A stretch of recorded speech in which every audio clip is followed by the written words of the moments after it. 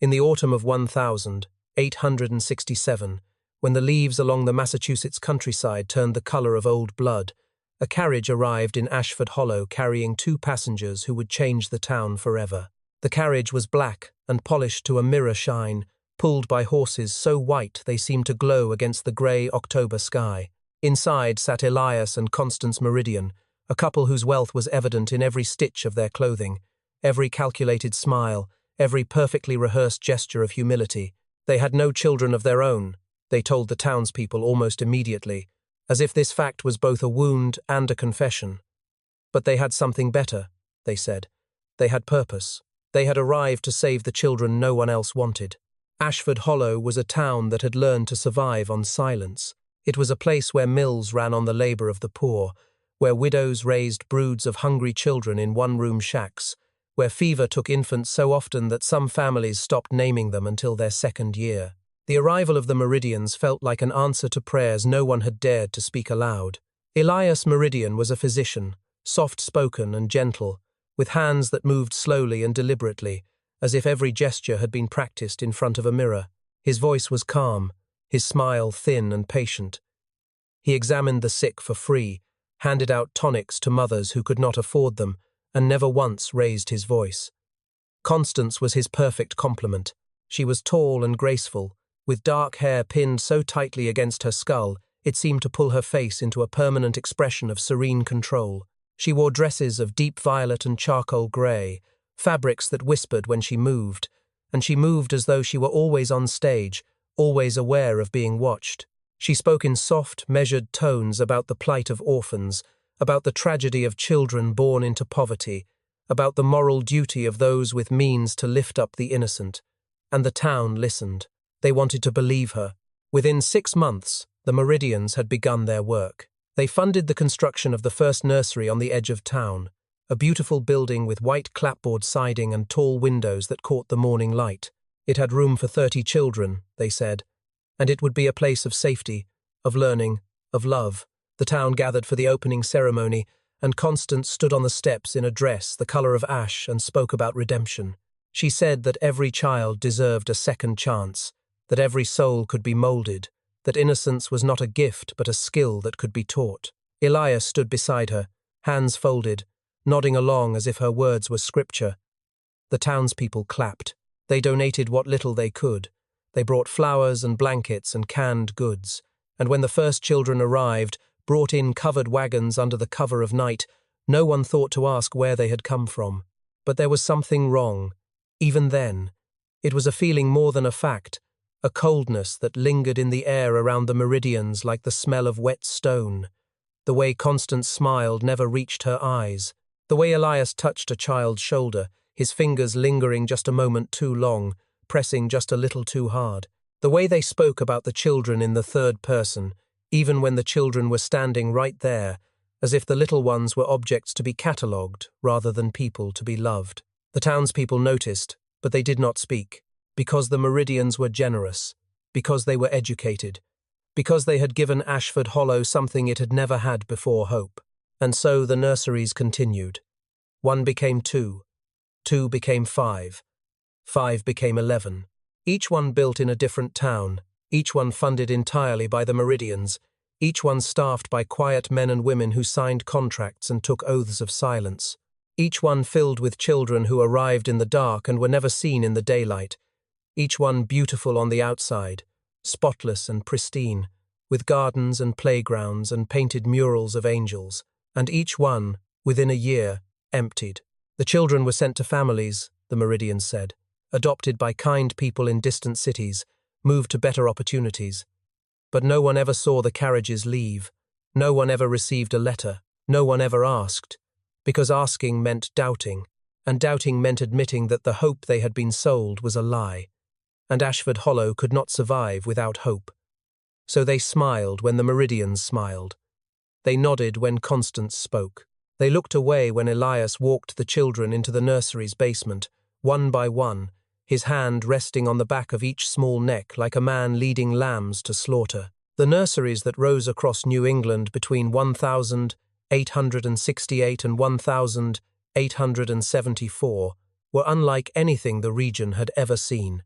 They were monuments to precision, structures so carefully designed that they seemed less like buildings meant for children and more like temples built to honor something unspeakable. Each one was painted white, a white so pure it hurt to look at in the full sun, and each one was symmetrical to a degree that felt unnatural, as if the balance itself was part of some hidden equation only Constance Meridian understood. The windows were evenly spaced, the doors perfectly aligned, the roof lines sharp and clean. From the outside, they looked like places where angels might live. But the locals, those who passed by on their way to work or church, began to notice something that made them uneasy. There were too many doors. Far too many. Doors on the sides of the buildings where no hallway should lead. Doors in the back where the kitchens ended. Doors that opened onto walls. Doors that seemed to exist for no reason at all. Constance Meridian oversaw every aspect of the construction herself.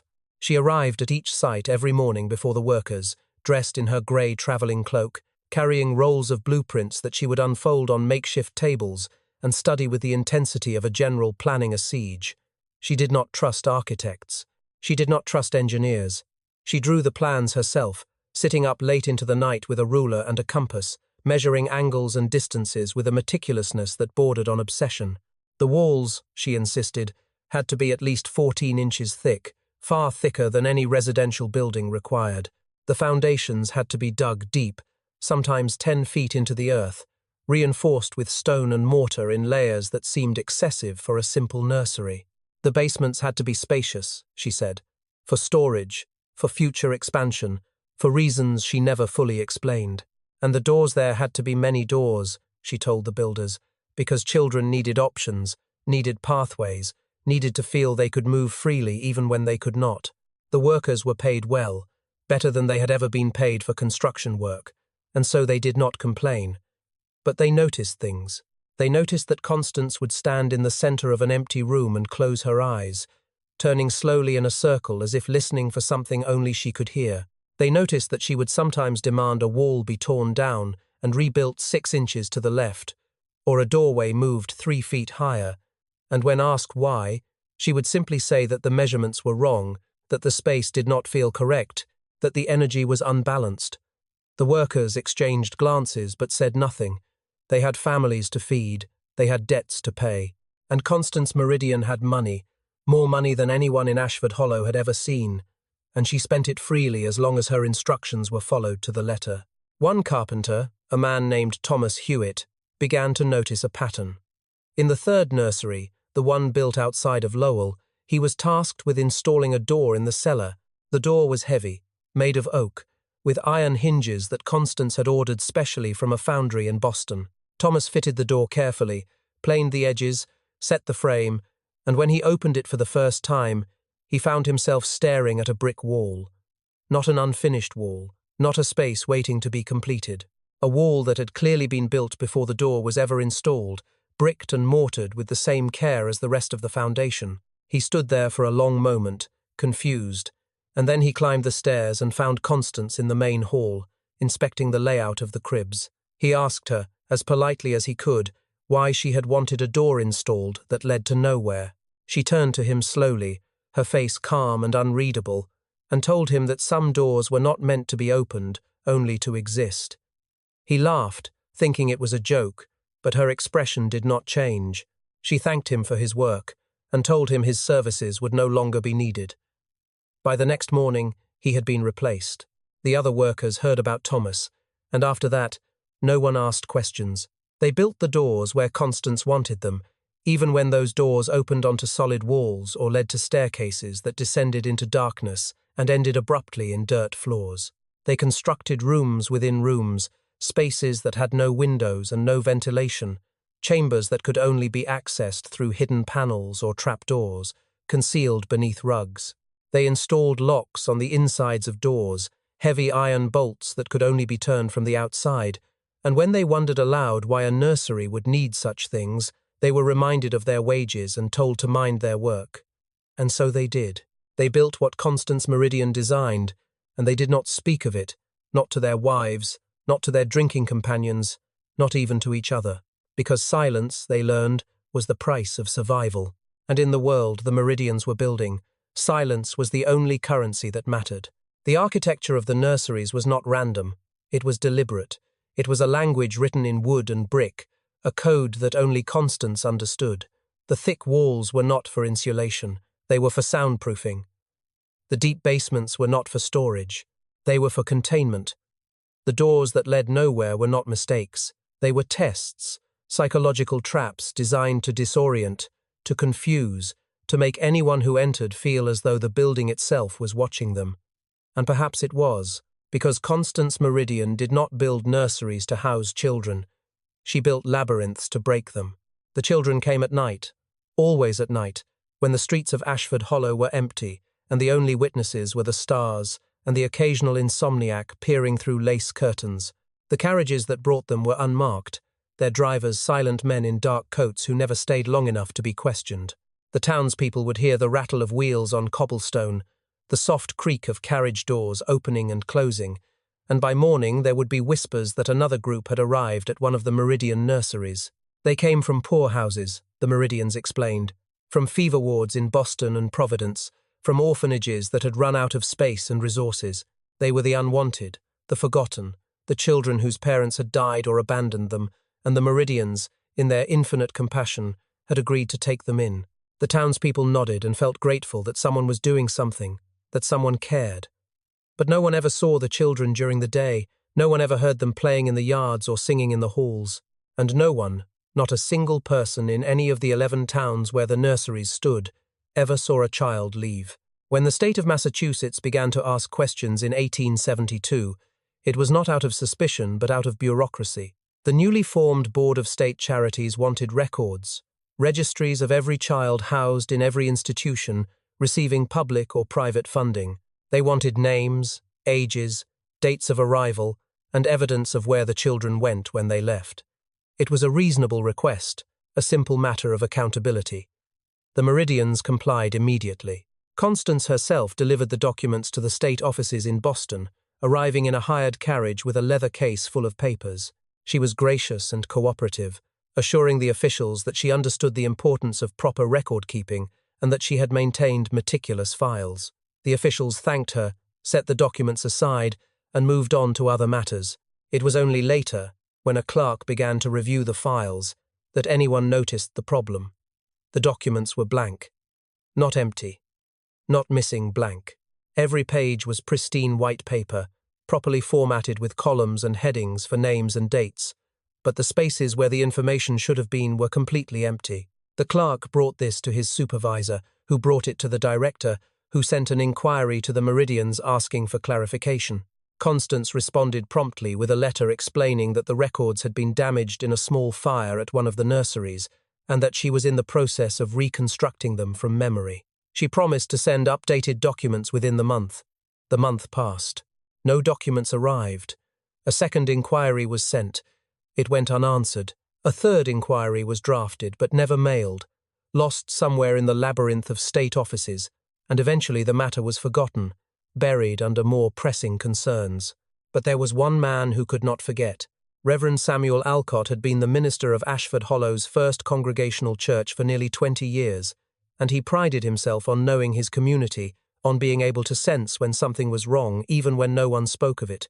He had watched the Meridians arrive, watched them build their nurseries, watched the town fall under their spell, and he had felt, from the very beginning, that there was something poisonous beneath their kindness. He had tried to ignore it, tried to tell himself that his suspicions were the product of an old man's cynicism, but the feeling grew stronger with every passing year. In the spring of 1873, he decided he could no longer remain silent. He walked to the first nursery, the one on the edge of Ashford Hollow, the one that had been closed for nearly 2 years. The Meridians had moved on to other projects, they said, and the building now stood empty, waiting to be repurposed. The Reverend had a key, given to him by the town council in case of emergency, and he used it to let himself inside. The air inside was cold and still, untouched by time. The main hall was lined with cribs, each one neatly made with white linens and small pillows embroidered with flowers. Toys were arranged on shelves, wooden blocks, rag dolls, tin soldiers perfectly organized, as if waiting for children to come and play. Tiny shoes were lined up by the door, little leather boots and soft slippers in sizes meant for toddlers and infants. Everything was in its place. Everything was clean. And that was what disturbed him most. There was no dust, no cobwebs, no signs of wear or use. The cribs looked as though they had never been slept in. The toys looked as though they had never been touched. The shoes had no scuffs, no dirt, no creases in the leather where small feet had bent them. It was as if the nursery had been built, furnished, and then frozen in time, a stage set waiting for actors who never arrived. The Reverend walked through every room, opening closets and cupboards, searching for something, anything, that would prove children had lived here. He found nothing, not a single name carved into a table, not a single stain on a blanket, not a single sign of life. He returned home that evening and sat at his desk, his hands trembling as he dipped his pen in ink. He wrote a letter to the governor, detailing everything he had seen, everything he suspected, and he begged for an investigation. He wrote that the Meridians were not who they claimed to be, that the nurseries were not what they seemed, that something terrible was happening in the shadows and the people of Massachusetts had a right to know. He sealed the letter, addressed it carefully, and the next morning he gave it to the postmaster, a man he had known for 15 years, a man he trusted. The postmaster assured him it would go out on the next coach to Boston. The Reverend went home and waited for a reply. Days passed, then weeks, then months. No reply ever came. And when he returned to the post office to ask if the letter had been sent, the postmaster looked at him with genuine confusion and said he had no memory of ever receiving such a letter. The Reverend insisted. The postmaster checked his logs. There was no record. The letter, like the children, had simply vanished into the silence that surrounded the Meridians like a fog, swallowing everything it touched. In 1891, nearly 2 decades after the Meridian nurseries had closed their doors, a woman named Margaret Finch walked into the office of a newspaper editor in Springfield, Massachusetts, and asked if she could tell a story that no one had wanted to hear. She was 43 years old, gaunt and grey-haired, with hands that shook when she held them still. She had been a housemaid at the 3rd nursery, the one built outside of Lowell, and she had worked there for 8 months in 1870 before she could no longer bear what she witnessed. She had kept silent all these years, she said, because she had been afraid, because she had been paid to forget, because she had convinced herself that speaking would do no good. But the nightmares had not stopped. The memories had not faded, and so she had come to tell the truth, even if no one believed her. Margaret described a room on the 2nd floor of the nursery, a room that was not on any of the public tours Constance Meridian occasionally gave to wealthy donors.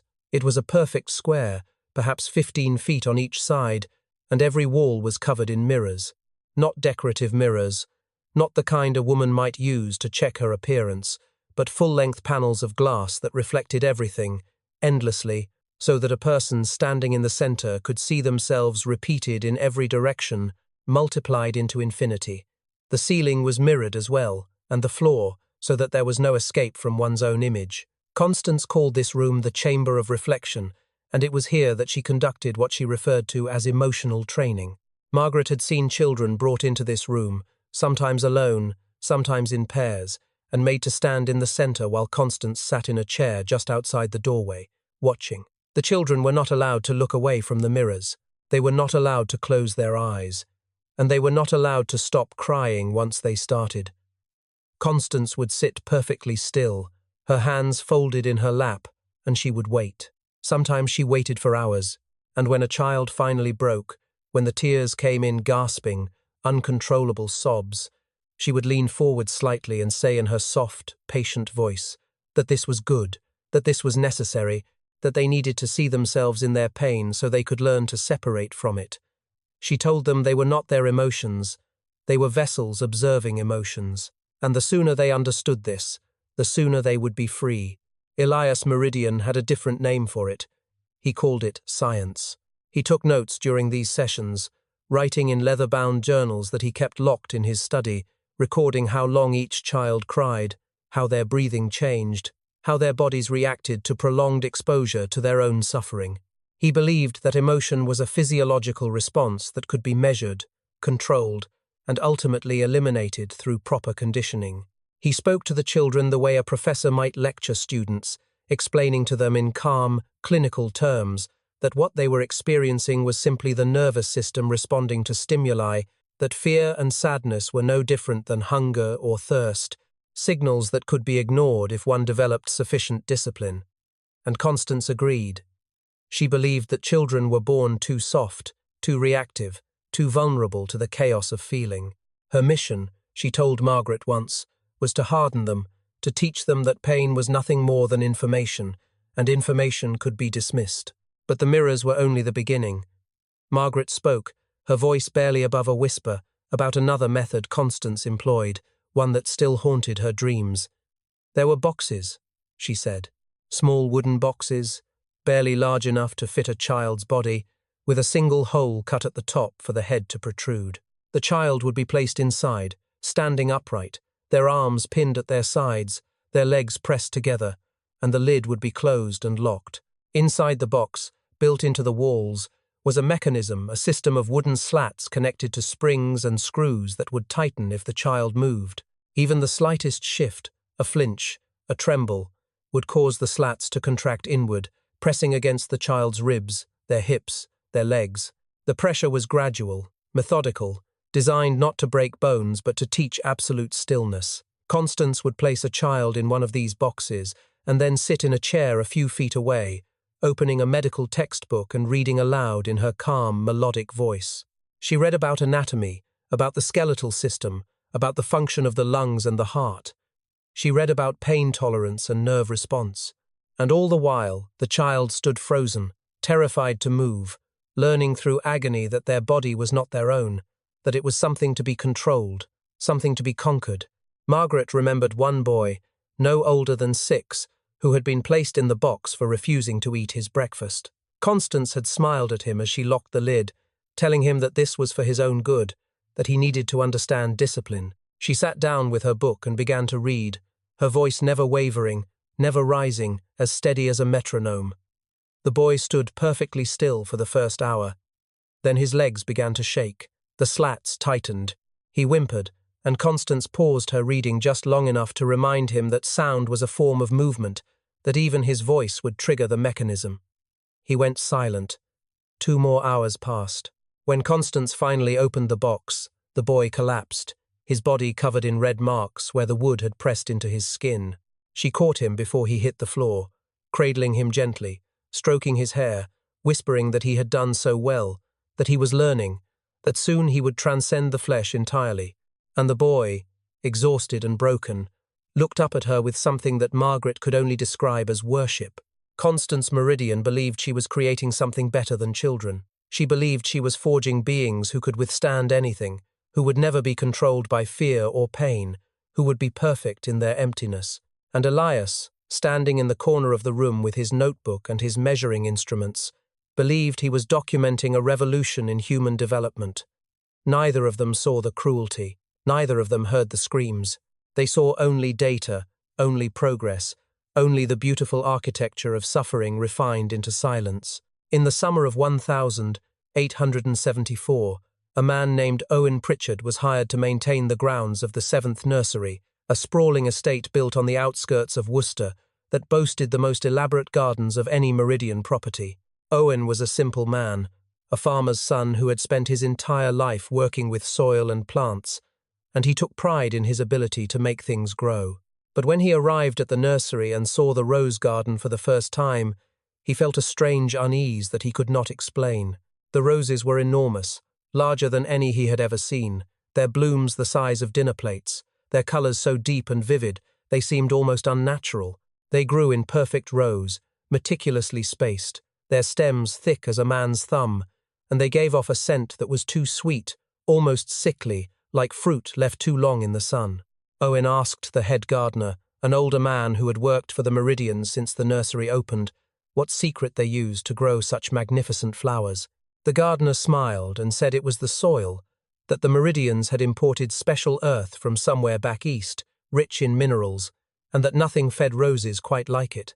Owen accepted this explanation at first, but as the weeks passed, he began to notice other things. The roses grew fastest in certain sections of the garden, specifically in a rectangular plot near the back wall where the soil seemed darker, almost black, and had a texture that felt wrong beneath his fingers, too soft, too rich, too much like clay mixed with ash. He mentioned to the head gardener that perhaps they should rotate the planting beds to give the soil a rest, but the older man's face went pale, and he said sharply that the beds were not to be touched, that Constance Meridian herself had designed the layout, and any changes would have to be approved by her personally. Owen nodded and said nothing more, but his curiosity had been awakened. One afternoon, when the nursery was quiet and the other workers had gone home, he took a spade and went to the darkest section of the garden, the place where the roses grew tallest, and he began to dig. The first foot of soil came up easily, dark and crumbling, smelling of rot and something else, something metallic that reminded him of old blood. The second foot was harder, compacted, and his spade hit something that made a dull scraping sound. He knelt down and brushed the dirt away with his hands, revealing a layer of white powder spread across the earth like snow. He touched it, brought it to his nose, and recognized it immediately. Lime, quicklime, the kind used to break down organic matter, to speed decomposition, to erase evidence. His heart began to pound. He should have stopped. He should have filled the hole and walked away, but he kept digging. 3 feet down, he found the first bone. It was small, no longer than his hand, thin and fragile, the bone of a child.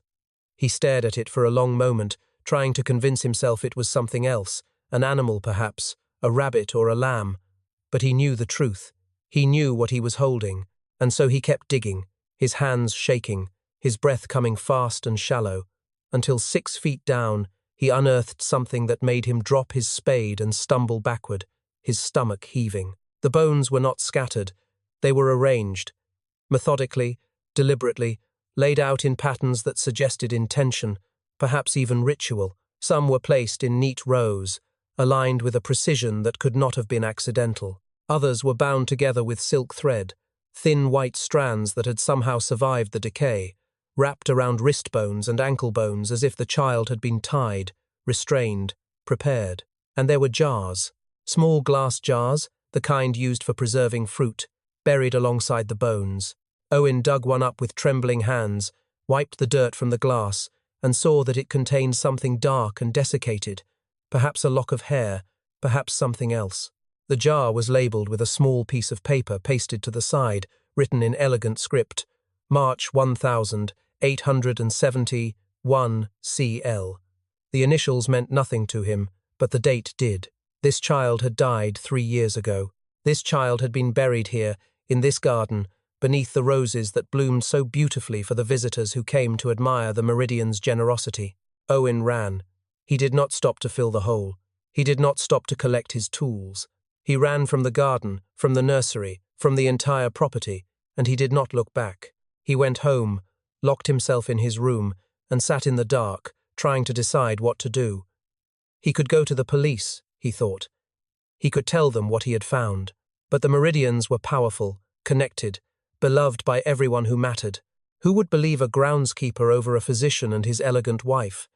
And even if they believed him, even if they investigated, what then? The Meridians would deny everything. They would produce documents, witnesses, explanations. They would say the bones were from a pauper's cemetery that had once occupied the land, that the jars were remnants of some forgotten medical practice. They would make him look like a fool, or worse, like a liar. And so Owen said nothing. He took the money he had saved, left Worcester that same week, and never returned. For 38 years, he carried the secret alone, a weight that grew heavier with each passing day, until finally, in the winter of 1912, as he lay dying in a charity hospital in Providence, he called for a priest and confessed everything. The priest, a young man barely out of seminary, listened with growing horror and did what Owen had never been able to do. He went to the authorities. He told them about the deathbed confession, about the garden, about the bones. At first, no one believed him. The Meridian case was ancient history. The nurseries long closed.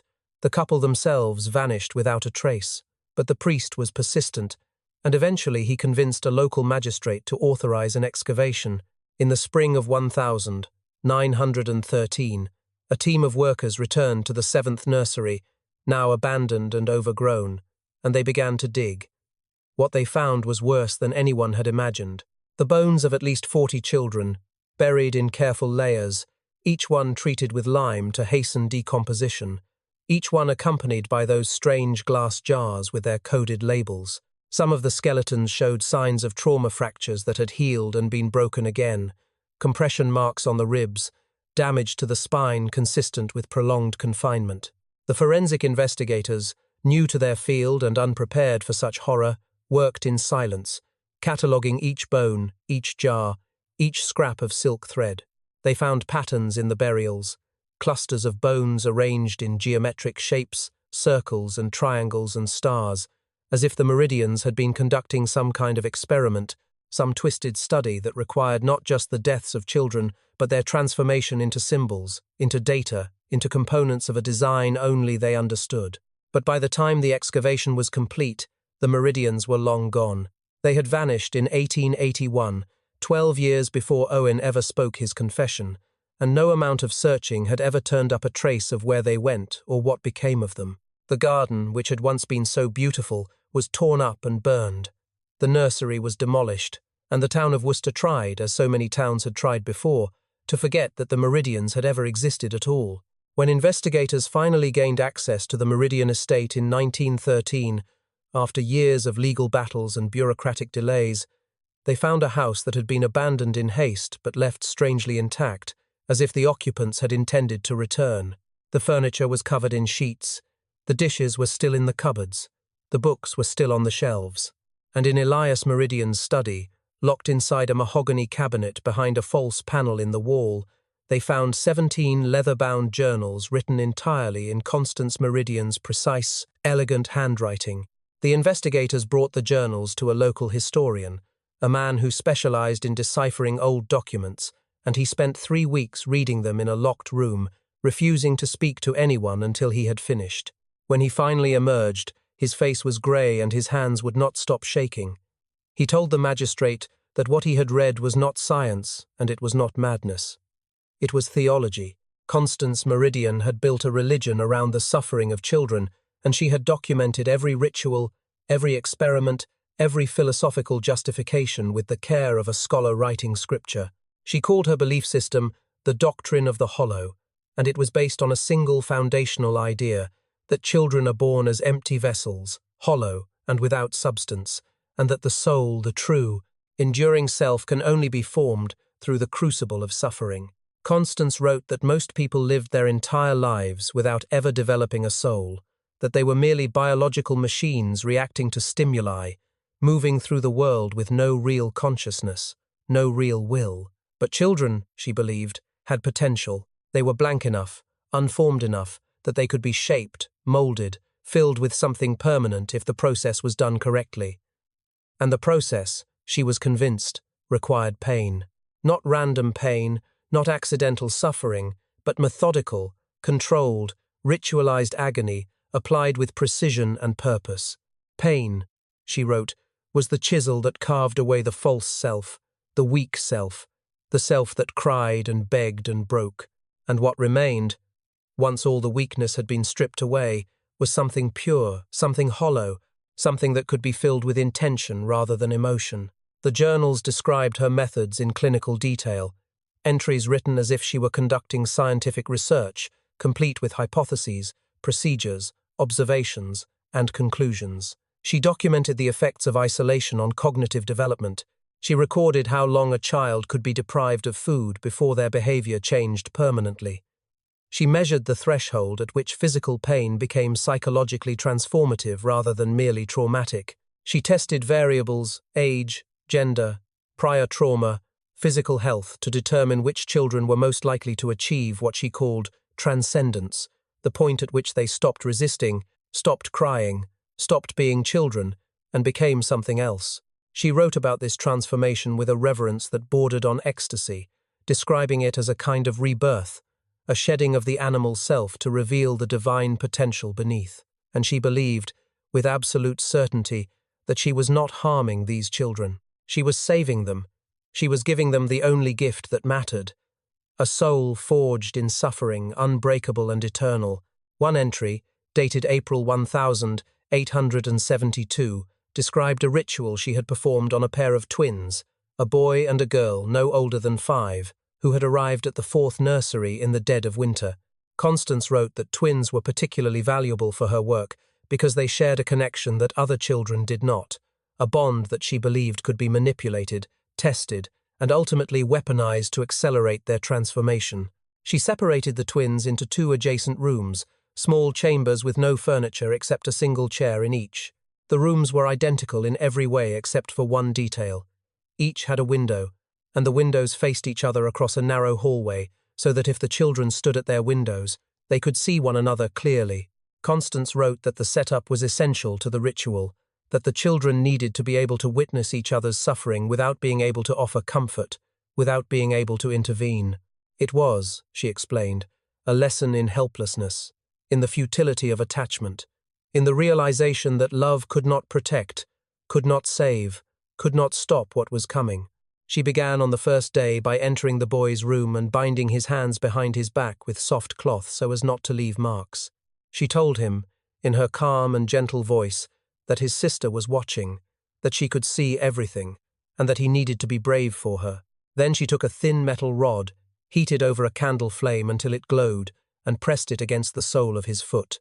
The boy screamed, a sound so raw and desperate that it echoed through the hallway, and across the way, behind her window, the girl began to scream as well, pounding on the glass, begging Constance to stop. Constance did not stop. She held the rod in place until the boy's screams turned to sobs, until his body went limp with shock, and then she withdrew the rod, bandaged his foot with care, and left the room. She crossed the hallway and entered the girl's room, where the child was still crying, still shaking, and Constance knelt down beside her and whispered that it was her turn now, that her brother was watching, that she needed to be brave for him. And then she repeated the process, binding the girl's hands, heating the rod, pressing it to her skin while the boy watched from across the hall, his face pressed against the glass, his mouth open in a silent scream. Constance continued this for 4 days. Each morning, she would enter one room, perform her ritual, and then cross to the other. She alternated which child she harmed, so that neither could predict when their turn would come, so that both lived in a state of constant anticipation and dread. She varied the methods, sometimes heat, sometimes cold, sometimes pressure, sometimes deprivation, but the structure remained the same. One child suffered. The other watched, and both were powerless to stop it. Constance wrote that she observed remarkable changes in the twins over the course of the ritual. On the first day, they cried and screamed and pleaded. On the second day, they were quieter, their voices hoarse, their eyes red and swollen. On the third day, they stopped looking at each other through the windows, as if the sight of the other's pain had become unbearable. And on the 4th day, they stopped crying altogether. When Constance entered the boy's room on the morning of the 5th day, prepared to continue, she found him sitting perfectly still in his chair, his hands folded in his lap, his face blank and expressionless. She spoke to him, asked him if he was ready, and he did not respond. He did not flinch when she approached. He did not react when she touched him. She crossed the hall and found the girl in the same state, hollow-eyed and silent, staring at nothing. Constance wrote that she wept with joy at this discovery, that she had finally achieved what she had been working toward. The twins had reached transcendence. They had been emptied of their weakness, their fear, their attachment to each other and to themselves. They had become hollow, and in that hollowness, she believed, they were finally free. She called it a breakthrough, a confirmation that her doctrine was not just theory but practice, not just philosophy but science. She wrote that the twins would serve as proof, as evidence that human consciousness could be reshaped, that the soul could be constructed rather than merely discovered. But the journals ended abruptly after that entry, with no explanation of what became of the twins, no record of whether they survived, no mention of their names or their fate. They simply disappeared from her writings, as if they had served their purpose and ceased to matter. And perhaps, to Constance Meridian, they had. The truth is that Ashford Hollow knew. Not every detail, not every horror, but enough to suspect, enough to question, enough to feel the cold weight of wrongness settle over the town like fog that never lifted. The mothers knew because they heard things in the market. Whispers passed between women buying flour and sugar, fragments of sentences that died on the tongue before they could be finished. They heard about the carriages that came at night, about the children who arrived but never left, about the nursery workers who quit without explanation and refused to speak of what they had seen. They heard, and they said nothing. The clergy knew because parishioners came to them in confession, voices trembling, asking if it was a sin to suspect a good Christian woman of evil, asking if silence was the same as complicity, asking what they should do when they feared that speaking the truth would destroy them. And the clergy, men of God who had taken vows to protect the innocent, told these frightened souls to pray, to have faith, to trust that the Lord would handle matters beyond their understanding. They offered comfort instead of action, absolution instead of investigation, and they looked away. The constables knew because reports were filed, dozens of them over the years. Letters from concerned citizens, anonymous tips slipped under doors, complaints about strange noises coming from the nurseries at night, about children who seemed too quiet, too obedient, too afraid. The constables read these reports, made notes in their ledgers, and then filed them away in cabinets where they gathered dust and were eventually lost, misplaced, or destroyed. And everyone, from the wealthiest merchant to the poorest labourer, was paid. Not always with money, sometimes with favour, sometimes with silence, sometimes with the unspoken promise that as long as they kept their mouths shut, their own secrets would remain buried as well. The Meridians had woven themselves into the fabric of Ashford Hollow so completely that to accuse them was to accuse the town itself. Elias sat on the board of the hospital. Constance funded the church repairs, donated books to the library, paid for the new schoolhouse roof. They were not outsiders. They were pillars of the community, respected and admired, and the town had built its identity around their generosity. To admit that the Meridians were monsters would mean admitting that Ashford Hollow had enabled them, had taken their money, had smiled and nodded while children disappeared into those beautiful white buildings and never came out. It would mean admitting that every person who had looked away, every constable who had buried a report, every minister who had preached patience instead of justice, was complicit. And so the town made a collective decision, unspoken but understood, to protect itself by protecting the Meridians. They told themselves that the rumours were exaggerations, that the missing children had been sent to good homes, that the Meridians, whatever their flaws, meant well. They convinced themselves that silence was not the same as guilt, that not knowing for certain was the same as innocence. And they taught their children to do the same. There was a widow named Clara Hendricks who lived in a small house on the edge of town, close enough to the first nursery that she could see its white walls from her kitchen window. Every morning, she would stand at that window with her tea, looking out at the building while the sun rose, and for 1 week in the summer of 1873, she saw something that she would never forget and never speak of until she was an old woman, dying in a charity home, with no one left to punish her for telling. She saw a handprint on one of the nursery windows, a child's handprint, small and pale, pressed against the glass from the inside. The fingers were splayed wide, as if the child had been trying to reach through, trying to escape, trying to be seen. Clara saw it the first morning and assumed a child had been playing, had touched the glass and left a mark. But the handprint was there the next morning as well, and the morning after that, and the morning after that. Always in the same place, always the same size, always pressed against the glass as if the child was still there, still reaching, still hoping. Clara told herself it was nothing. She told herself the nursery workers simply hadn't cleaned the window. But on the 7th morning, when she looked out with her tea, the handprint was gone. The glass was spotless, as if it had been scrubbed clean, as if nothing had ever been there at all. And Clara Hendricks, a woman who had lost her own child to fever years before, a woman who knew what it meant to grieve, never asked what had happened. She never went to the nursery to inquire.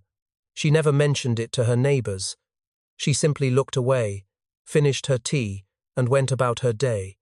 Because asking meant knowing, and knowing meant responsibility, and responsibility meant choosing between her conscience and her safety. And like everyone else in Ashford Hollow, she chose safety. The town's complicity was not loud or dramatic. It was quiet and insidious, a slow erosion of morality that happened one compromise at a time. It was the constable who decided not to investigate because the Meridians had paid for his daughter's medicine. It was the minister who decided not to preach about the nurseries because Constance had donated the new organ. It was the shopkeeper who decided not to refuse the Meridian's business because he needed their money to keep his store open. It was the mother who decided not to ask questions because she feared her own children might be taken if she made trouble. It was 1,000 small decisions made by ordinary people who convinced themselves that they were powerless, that they had no choice, that their silence would not make a difference. And perhaps, individually, it would not have. But collectively, their silence built a wall around the Meridians, a wall so thick and so high that no amount of truth could penetrate it. And the children, those small voices crying out from behind locked doors and mirrored rooms and wooden boxes, were swallowed by that silence, erased not by the Meridians alone, but by an entire community that chose comfort over courage, prosperity over justice, and peace over truth. The Meridians could not have done what they did without Ashford Hollow, and Ashford Hollow knew it. They knew it then, and they know it still, even now, more than a century later, when the nurseries are gone and the Meridians are dead, and the only thing left is the question that no one wants to answer. How many children could have been saved if just one person had been brave enough to speak? The 11th and final nursery, the one Constance Meridian referred to in her journals as her masterpiece, was built in 1878 on a remote parcel of land outside of Concord, New Hampshire, far enough from any town that no one would hear what happened inside. It was larger than the others, more elaborate in its design, with towers and gables and stained glass windows that caught the light and threw coloured shadows across the grounds. When investigators finally gained access to the building in 1914, they found it much as the Meridians had left it, furniture covered, hallways silent, rooms empty and waiting. They searched methodically, floor by floor, cataloguing everything they found, until one investigator, a young man named Thomas Kerr, noticed something unusual about the second floor. The hallway seemed too short. He paced it out, counting his steps, then went outside and measured the exterior wall. There was a discrepancy, 12 feet of space that existed on the outside but not on the inside. Somewhere, hidden behind the plaster and wallpaper, was a room that did not appear on any blueprint, a room that had been deliberately concealed.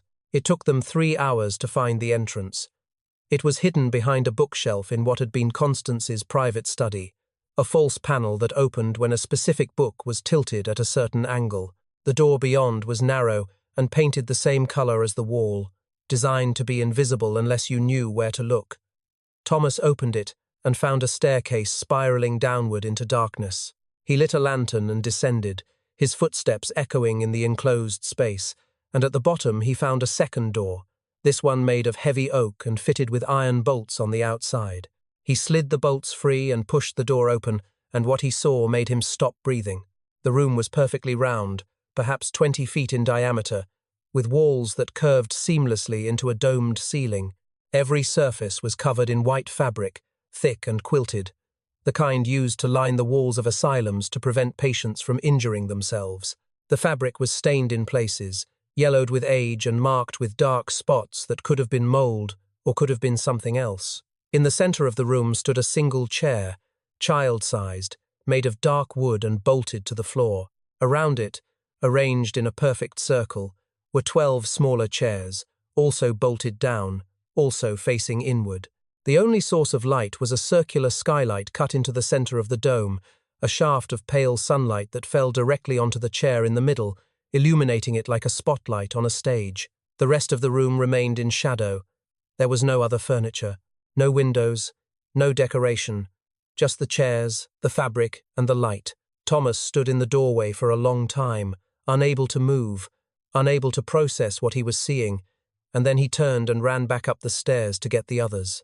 The investigators brought Constance's journals down into the room and read them by lantern light, cross-referencing her entries with what they saw around them, and slowly the purpose of the space became clear.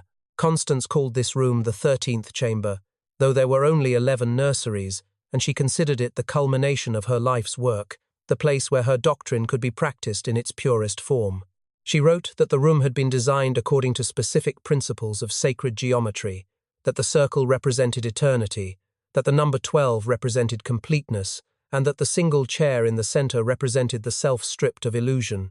This was where she conducted what she called the circle of witnessing, a ritual she had developed over years of experimentation, a method she believed could transform children not just psychologically but spiritually, breaking them down so completely that they could be rebuilt as something beyond human, something transcendent. The ritual was simple in structure but devastating in execution. Constance would bring 13 children into the room, selecting them carefully based on age and temperament, and she would seat 12 of them in the outer circle. The 13th child, chosen by some criteria she never fully explained, would be placed in the chair in the center. The children in the circle were told that they must sit perfectly still and perfectly silent, that they must watch what happened to the child in the middle, without reacting, without speaking, without showing any emotion whatsoever. If any child broke this rule, if they cried, if they flinched, if they looked away, they would immediately take the place of the child in the center. And then the ritual would begin. Constance described the process in her journals with clinical precision. She would stand beside the child in the center and explain, in her calm and gentle voice, that what was about to happen was necessary, that it was a gift, that through pain they would learn to see beyond the body and into the soul. Then she would begin. Sometimes she started with needles, thin steel pins that she would slide slowly beneath the child's fingernails, one at a time, watching their face for signs of reaction while the 12 children in the circle sat frozen, their eyes wide, their bodies trembling with the effort of remaining still. Sometimes she used ice, filling a metal tub with water so cold it burned, and submerging the child's hands and feet until their skin turned blue and their teeth chattered so violently they bit their own tongues. Sometimes she forced them to swallow bitter compounds, mixtures she had prepared herself from medicinal herbs and chemicals, substances that induced nausea and cramping and hallucinations, and she would sit beside them and stroke their hair as they convulsed and vomited, whispering that this was purification, that they were being emptied so they could be filled with something better. The children in the circle were not harmed physically, but Constance believed they were being transformed in a different way. She wrote that by forcing them to witness suffering without being allowed to respond, she was teaching them to separate emotion from action, to observe pain as a phenomenon rather than a crisis, to develop what she called witnessing consciousness, the ability to be present with agony without being consumed by it. She believed this was a form of empathy, a deeper, purer connection that transcended the weakness of sympathy. Elias, who often assisted her in these sessions, saw it differently. To him, the circle of witnessing was an experiment in behavioral conditioning, a way to measure how long it took for children to dissociate, to sever the connection between what they saw and what they felt. He took notes during every session, recording how many minutes elapsed before the first child broke, which methods of torture produced the strongest reactions, how the presence of witnesses affected the child in the center's ability to endure. He filled notebooks with data, graphs, observations, treating the entire ritual as a laboratory study, and he wrote that the results were extraordinary, that the children who survived the circle of witnessing exhibited a level of emotional detachment he had never seen before, a kind of psychological armor that rendered them almost immune to further trauma. But Constance saw it as something more. She wrote that on the 7th session, after rotating each child through the center chair at least once, something miraculous happened. The children stopped crying. They stopped screaming. They stopped reacting at all. They sat in their chairs, both in the center and in the circle, and they simply endured, their faces blank, their eyes empty, their bodies limp and unresisting. Constance described it as a collective awakening, a moment when all 13 children simultaneously achieved the hollowness she had been trying to create. She wrote that she wept with joy, that she fell to her knees in the center of the room and thanked God for allowing her to witness such a transformation. She believed she had succeeded. She believed she had created 13 souls unburdened by the weakness of human feeling, 13 perfect vessels ready to be filled with purpose. But when the investigators read her final entry about the 13th chamber, they found no mention of what happened to those children afterward, no record of their names or their fates, only a single line written in her elegant script. The work is complete. The vessels are ready, and we must go. In the early morning hours of the 12th of November, 1881, the Meridians disappeared from the face of the earth. There was no warning, no announcement, no farewell to the communities they had spent 14 years cultivating. The servants arrived at the estate that morning to find the doors unlocked and the house completely empty. not abandoned in haste, not ransacked or disturbed, but methodically emptied, as if every piece of furniture, every article of clothing, every personal belonging had been carefully removed according to a plan. The beds were stripped. The closets were bare. The kitchen cupboards stood open and hollow. Even the paintings had been taken down from the walls, leaving only pale rectangles on the wallpaper where they had hung. It was as if the Meridians had never lived there at all, as if they had been ghosts inhabiting a space they never truly occupied, and now they had simply ceased to manifest. But they had left something behind. In the front hallway, hanging on a brass hook that had always been there but had never been used, were 11 keys. Each one was identical, made of heavy brass that had been polished to a mirror shine, and each one had a small paper tag attached with thin wire. The tags were written in Constance's unmistakable handwriting, that elegant script she had used in her journals and her correspondence, and each tag bore the name of one of the nurseries: Ashford Hollow, Lowell, Worcester, Concord, Springfield.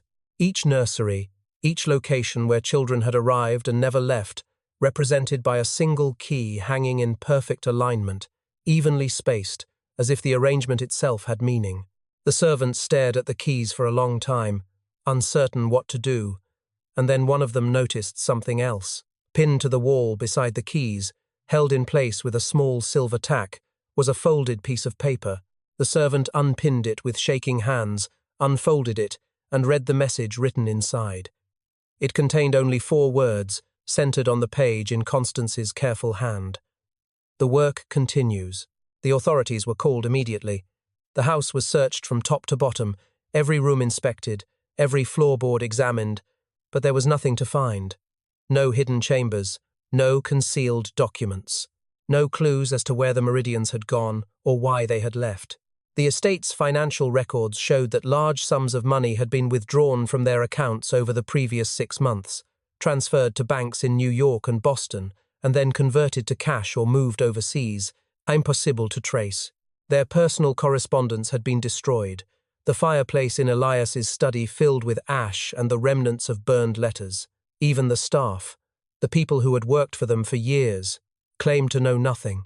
They said the Meridians had seemed normal in the weeks leading up to their departure, perhaps a bit quieter than usual, perhaps more withdrawn, but nothing that suggested they were planning to vanish.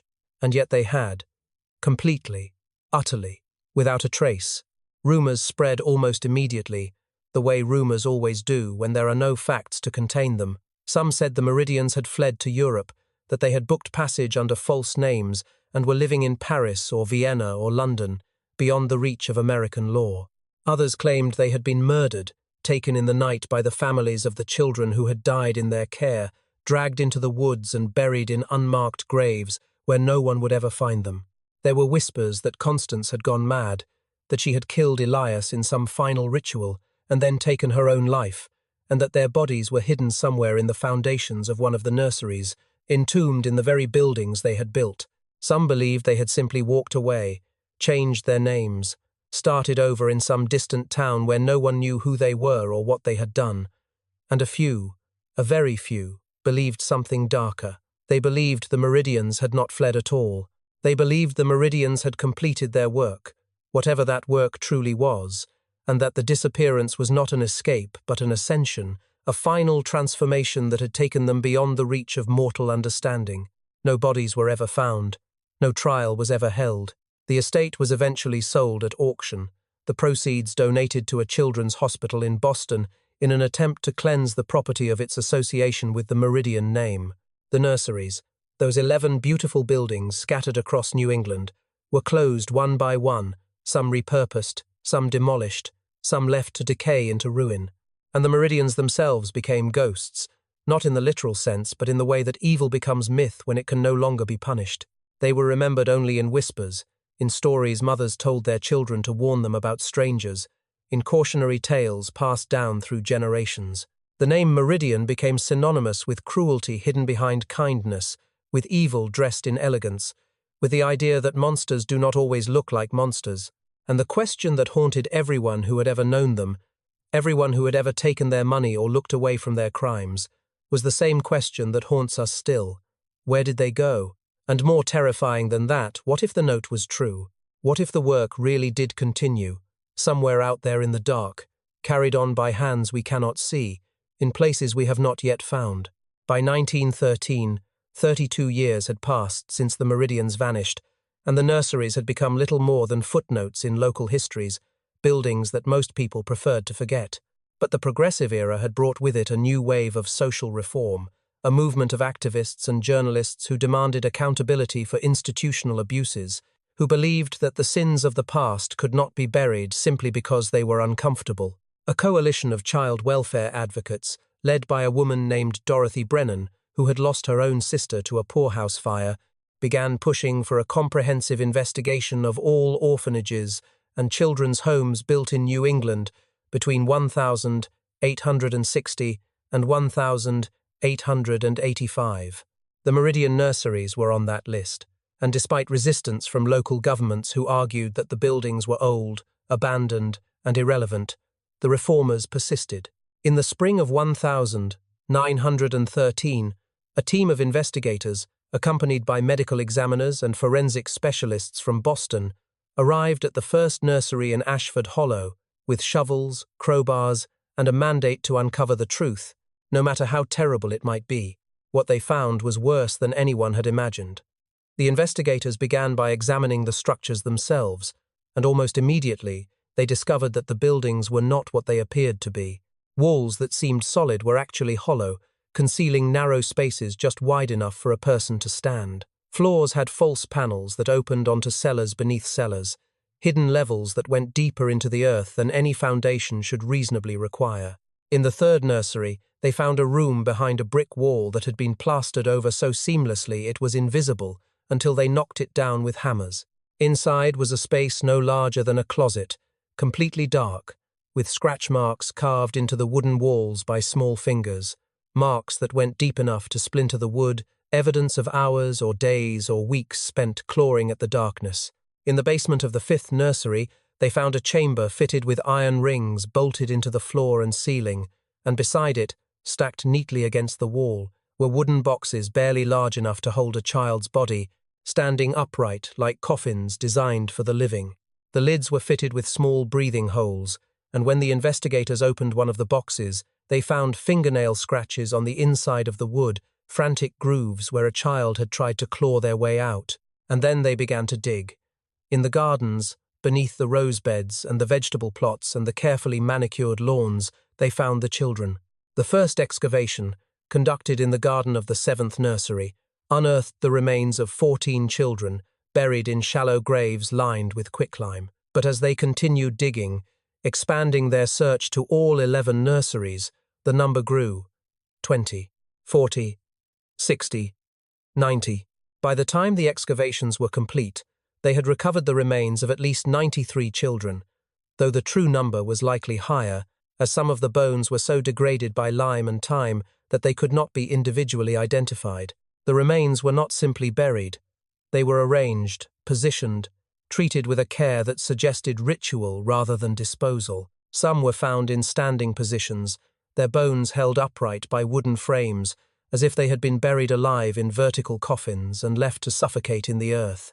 Others were laid out in geometric patterns, circles and stars and symbols that the investigators could not interpret, but which clearly had meaning to whoever had placed them there. But the most disturbing discoveries were the ones that had been preserved. In the basement of the 11th nursery, hidden behind a false wall in what had been Elias's laboratory, the investigators found rows of glass jars filled with formaldehyde, each one containing the remains of a child or parts of a child. There were organs, hearts and lungs and brains labeled with dates and initials and notations in Elias's handwriting describing the cause of death or the conditions under which the specimen had been obtained. There were jars containing entire infants, their small bodies curled in the fluid, their skin pale and waxy, their eyes still open. And there were jars containing things that should never have been preserved. A child's hand with the fingers bound together with wire, a section of spine that showed signs of surgical intervention, a skull that had been cut open and reassembled, its sutures visible under the glass. Each jar was labelled with clinical precision, as if these were medical specimens rather than the remains of children who had lived and suffered and died under the care of people who claimed to love them. The The forensic examination of the remains revealed a pattern of trauma so methodical and so sustained that the medical examiners struggled to find language to describe it. The bones showed fractures that had healed and been broken again in the same place, evidence of injuries inflicted repeatedly over months or years. Some skeletons had compression fractures in the ribs, consistent with prolonged confinement in tight spaces. Others showed signs of malnutrition so severe that their bones had stopped growing, followed by evidence of refeeding, and then starvation again, a cycle that had been repeated multiple times. Several skulls showed damage to the teeth, filed down or removed entirely, though there was no medical reason for such procedures. Some of the smaller bones, the fingers and toes, had been broken and set incorrectly, as if someone had deliberately caused the injury and then attempted to heal it in a way that would leave the child permanently disfigured. The medical historians who reviewed the findings later identified it as one of the earliest known cases of systematic psychological torture combined with physiological experimentation, a program designed not just to harm children, but to study the limits of human endurance, to document how much pain a body could survive and how a mind could be broken and reshaped through suffering. The findings were published in medical journals and newspapers across the country, and the public reaction was immediate and fierce. There were calls for the bodies to be given proper burials, for memorials to be erected, for the Meridian name to be stricken from every record and every building where it appeared. There were demands that the authorities reopen the investigation into the Meridian's disappearance, that every resource be used to find them and bring them to justice. But the Meridians had been gone for more than 3 decades. The trail was cold. The witnesses were dead or too old to remember. And the people who had enabled them, who had taken their money and looked the other way, were not eager to have their own complicity examined. The investigation eventually stalled, the outrage faded, and the nurseries were torn down one by one, their foundations filled in and covered over, as if erasing the buildings could erase the memory of what had happened inside them. But the dead do not forget, and neither should we. The horror of what had been uncovered in the Meridian nurseries sent shockwaves through the nation, reverberating far beyond the borders of New England and forcing a reckoning that lawmakers could no longer ignore. The newspapers ran story after story, each one more devastating than the last, printing photographs of the excavation sites, of the glass jars lined up on tables like evidence in a courtroom, of the tiny shoes and the wooden boxes and the bones arranged in patterns no one could explain. The public outrage was immediate and overwhelming, a collective scream of rage and grief that demanded action, demanded reform, demanded that something like this could never happen again. And so, in 1916, the United States Congress passed the Child Protection Act, a sweeping piece of legislation that fundamentally changed how orphanages and children's homes were regulated and monitored. The law required that every child in institutional care be registered by name, age, and origin, with records maintained in triplicate and submitted to state authorities monthly. It mandated surprise inspections by independent investigators who had no financial ties to the institutions they examined. It established penalties for administrators who failed to account for children in their care, including criminal charges for neglect and abuse. It was, by all accounts, a necessary and long overdue reform.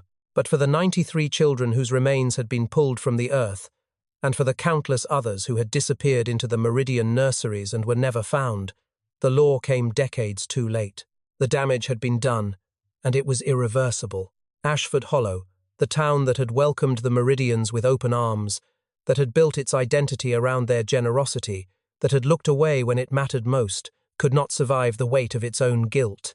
Within 5 years of the revelations, the population had declined by more than half. Families moved away, unwilling to raise their children in a place so thoroughly stained by association with evil. Businesses closed. The church, once the heart of the community, stood empty on Sundays, its pews gathering dust because no one wanted to pray in a building that Constance Meridian had funded. The town became a ghost of itself, populated only by the old and the stubborn, people who had nowhere else to go or who refused to admit that staying was a form of penance. By 1925, Ashford Hollow was barely a town at all, just a collection of crumbling houses and shuttered storefronts, a monument to the cost of complicity. The nurseries themselves were destroyed, systematically and deliberately, as if fire could purify what had been built with blood. The The buildings were stripped of anything salvageable, the wood, the bricks, the glass, and then they were doused in kerosene and set ablaze. The fires burned for days, visible for miles, and people came from neighboring towns to watch them burn, standing in silence as the white walls blackened and collapsed, as the chimneys crumbled and the foundations cracked in the heat. Some said it felt like an exorcism, a cleansing of something that had infected the land itself. Others said it felt like erasure, an attempt to destroy the evidence and pretend it had never happened. But the fires could not undo what had been done. They could not bring back the children. They could not heal the survivors. And they could not erase the name Meridian from history, no matter how hard people tried. And they did try. The family name was stricken from official records wherever it appeared. Buildings that had been named in honor of the Meridians were renamed. Plaques were removed. Dedications were scraped off walls. Even the gravestones of Elias's parents, who had died years before the nurseries were built and had nothing to do with their son's crimes, were vandalized and eventually removed from the cemetery, as if the very bloodline itself was cursed and needed to be eradicated. The Meridians became unpeople, erased from the public record, remembered only in whispers and in the files of investigators who continued, for years, to search for any trace of where they had gone. But the survivors, the children who had lived through the nurseries and somehow escaped, could not be erased. They were scattered across the country, many of them living under assumed names, trying to build lives from the wreckage of their childhoods. Most of them never spoke about what had happened. They could not. The trauma was too deep, the memories too fractured, the language insufficient to describe what they had endured. They moved through the world like shadows, working menial jobs, living in boarding houses, avoiding relationships and connections because trust had been burned out of them in those white rooms with their mirrored walls and their wooden boxes. Some of them managed to marry, to have children of their own, but they were haunted parents, distant and cold, unable to show affection because affection had been weaponized against them, used as a tool of manipulation and control. Their children grew up wondering why their mothers flinched at the sound of footsteps, why their fathers locked every door and checked every window before bed, why there were certain words, nursery, doctor, kindness that could not be spoken in their homes without triggering silence or rage. In 1920, a woman was found wandering the streets of Chicago in the middle of winter, barefoot and wearing a nightgown, her arms wrapped around herself as if she were trying to hold her body together. She was brought to Cook County Asylum, where the doctors examined her and found her physically healthy but completely unresponsive. She did not speak. She did not react to questions or commands. She seemed to exist in a state of profound dissociation, present in body but absent in mind. The only mark on her was a scar on her left wrist, a thin white line that looked like it had been made deliberately, perhaps with a surgical instrument. One of the nurses, a woman who had read about the Meridian case in the papers, noticed the scar and remembered that some of the children rescued from the nurseries had been marked in similar ways, branded with initials or numbers, as if they were inventory. She contacted the authorities, and after months of searching through incomplete and contradictory records, they identified the woman as Helen Pritchett, one of the children who had been housed in the 4th nursery between 1870 and 1872. She had been 7 years old when she was admitted. She was now 47, and she had spent the intervening decades in and out of institutions, unable to function in the outside world, unable to escape the prison that Constance Meridian had built inside her mind. Helen never spoke. Not a single word in all the years she remained at the asylum, but she drew, obsessively, compulsively, every day from the moment she woke until the nurses took the pencils away at night. She drew the same things over and over, circles within circles, chairs arranged in perfect symmetry, mirrors reflecting endlessly into themselves. The doctors who treated her tried to interpret the drawings, tried to see them as symbols of her trauma, as a language she was using to communicate what words could not express. But they did not understand. They saw abstract shapes and repetitive patterns. They saw the work of a broken mind trying to make sense of chaos.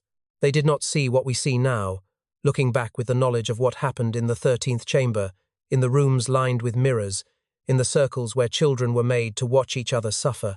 Helen was not trying to communicate. She was trying to remember. Or perhaps she was trying to forget. drawing the same images again and again in the hope that one day they would stop meaning anything, that the circles would just be circles, and the chairs would just be chairs, and the mirrors would reflect nothing but light. But they never did.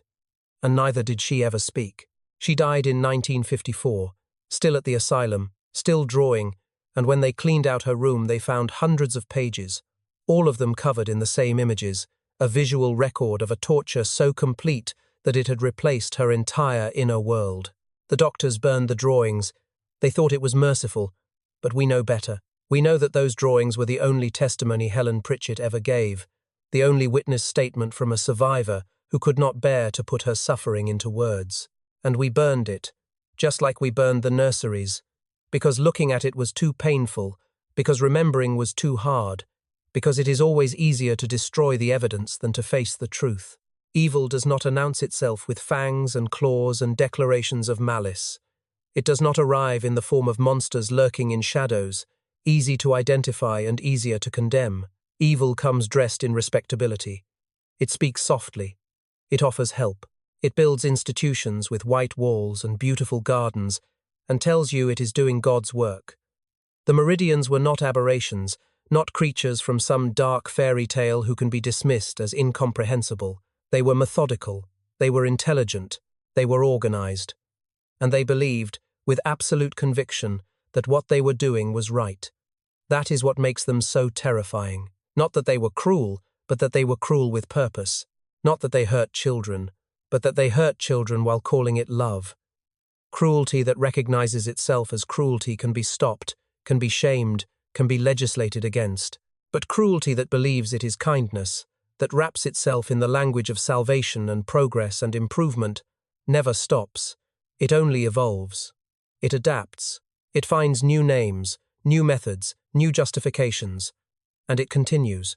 Constance Meridian's journals, the 17 volumes discovered in 1913, were studied extensively by psychologists, historians, and criminologists for decades. But they were never fully published. The decision was made, quietly and without much public debate, that certain passages were too disturbing to release, that they contained descriptions of acts so depraved that making them public would serve no educational purpose and might even inspire imitation. Some pages were redacted. Others were removed entirely and locked away in university archives, accessible only to researchers with special permission. And some, according to those who handled the documents, simply went missing, whether they were lost through bureaucratic incompetence or deliberately hidden by someone who believed the world was better off not knowing. No one can say for certain. But the absence of those pages has haunted researchers ever since, because what was published was already horrifying beyond measure. What could have been written on those missing pages that was considered too dangerous to reveal?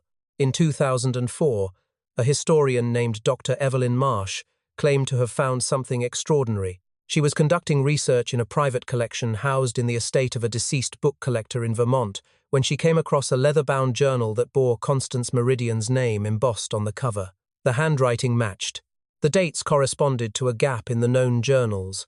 And inside, among the entries describing her usual methods and philosophies, were pages of architectural drawings, blueprints, plans for a nursery, not one of the 11 that had been built, but a 14th, more elaborate than any of the others.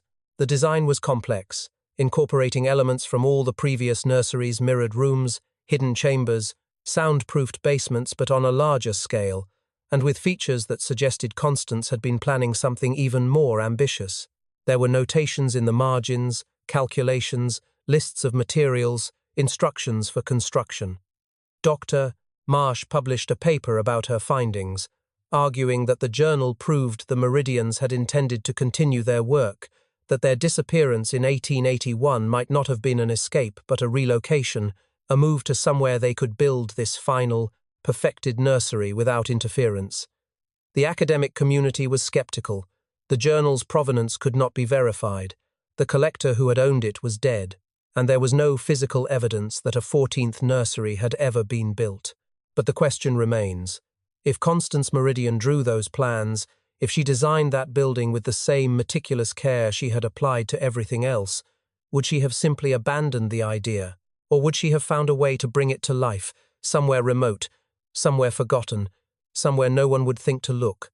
And if she did, what happened to the children who were brought there? Are their bones still buried in gardens we have not yet found? Are their survivors still living under assumed names, carrying scars we cannot see?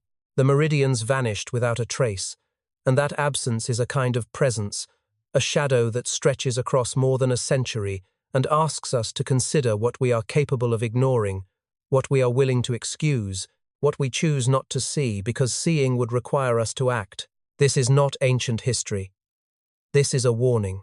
The machinery of institutional abuse, the structures that allow cruelty to flourish behind closed doors, the systems that prioritize reputation over truth and silence over justice, they still exist. They operate in different forms now, under different names, but the mechanisms are the same. And the people who enable them, the ones who look away because it is easier, who take the money because they need it, who stay quiet because speaking up feels too dangerous, they are still with us. The Meridians could not have done what they did alone. They needed a town that was willing to be complicit, a society that valued order over honesty, a world that believed children could be sacrificed as long as the adults remained comfortable. That world has not disappeared. It has only learned to hide better. What do you think? Could this happen again? Or is it already happening, in places we refuse to look, behind doors we choose not to open, in the silence we maintain because the truth is too terrible to bear?